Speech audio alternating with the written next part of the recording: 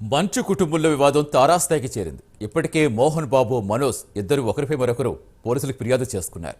మనోజ్ నుంచి తనకు ముప్పుందని మోహన్ బాబు పోలీసులకు లేఖ రాయగా తనకు రక్షణ కల్పించాలని సిపిని లేఖలో పేర్కొన్నారు. అయితే తనపై తన తండ్రి మోహన్ బాబు చేసిన ఆరోపణలు బాధ కలిగించాయని మనోజ్ సోషల్ మీడియా వేదికగా వివరణ ఇచ్చారు. తన తండ్రి మోహన్ బాబు చేసిన ఆరోపణలు అవాస్తవాలన్న మనోజ్ తనతో పాటు తన భార్యపై దురుద్దేశపూర్వకంగా ఆరోపణలు చేస్తారన్నారు. తనకు న్యాయం చేయాలంటూ తెలుగు రాష్ట్రాల ప్రభుత్వాలకు మనోజ్ వేడుకున్నారు. విచారణ పారదర్శకంగా ఉండాలని రెండు ప్రభుత్వాలను విజ్ఞప్తి చేశారు.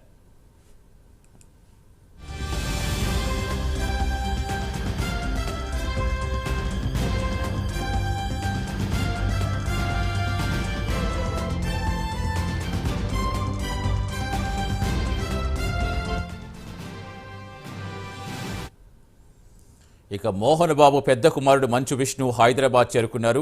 కుటుంబంలో చిన్నపాటి సమస్యలు తలెత్తాయన్న విష్ణు ఫ్యామిలీ వివాదం పెద్దగా చిత్రీకరించడం తగదన్నారు. త్వరలో సమస్యలన్నీ పరిష్కారం అవుతాయని అభిప్రాయపడ్డారు. మరోవైపు మంచు ఫ్యామిలీ ఇష్యూలో పహాడి షరీఫ్ పోలీసులు కేసులు నమోదు చేశారు. రెండు వర్గాలు ఇచ్చిన ఫిర్యాదుల మేరకు 2 కేసులు నమోదు చేసినట్టుగా పోలీసులు తెలిపారు.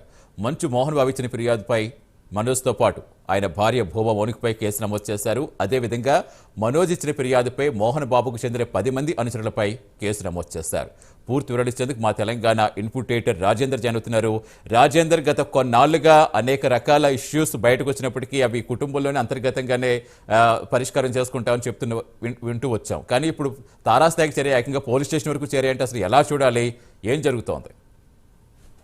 సతీష్, మంచు మోహన్ బాబు అదేవిధంగా ఆయన చిన్న కుమారుడు మంచు మనోజ్ మధ్య జరిగిన గొడవ ఒకరి మీద ఒకరు కేసులు పెట్టుకునే స్థాయి వరకు వెళ్ళింది.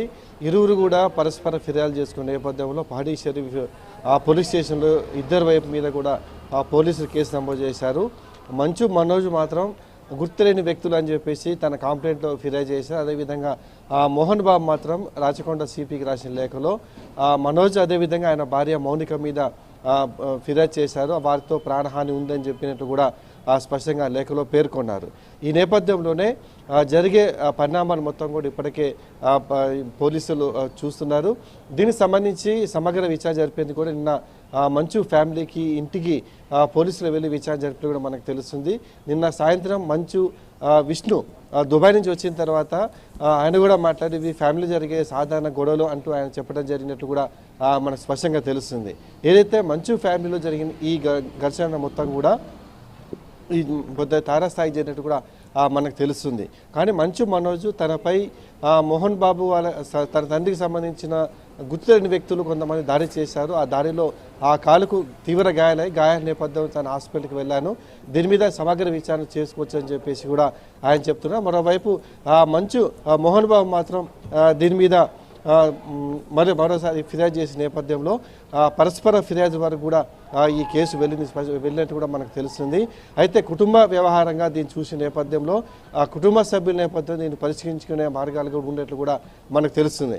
అంటే ప్రధానంగా ఆస్తులకు సంబంధించిన విషయంలోనే వీరి మధ్య ఘర్షణ జరిగేట్టు మనకు తెలుస్తుంది. దీనికి సంబంధించి మంచు విష్ణు హుటాహుటిన దుబాయ్ నుంచి వచ్చిన నేపథ్యంలో అందరి సమక్షంలోనే కుటుంబ పరంగా ఈ ఘర్షణ మొత్తం కూడా, ఈ కేసుల వ్యవహారం మొత్తం కూడా వారి కుటుంబంలోనే పరిష్కరించుకునే అవకాశం ఉన్నట్లు కూడా మనకు స్పష్టంగా తెలుస్తుంది. Satish, right, thank you Rajender.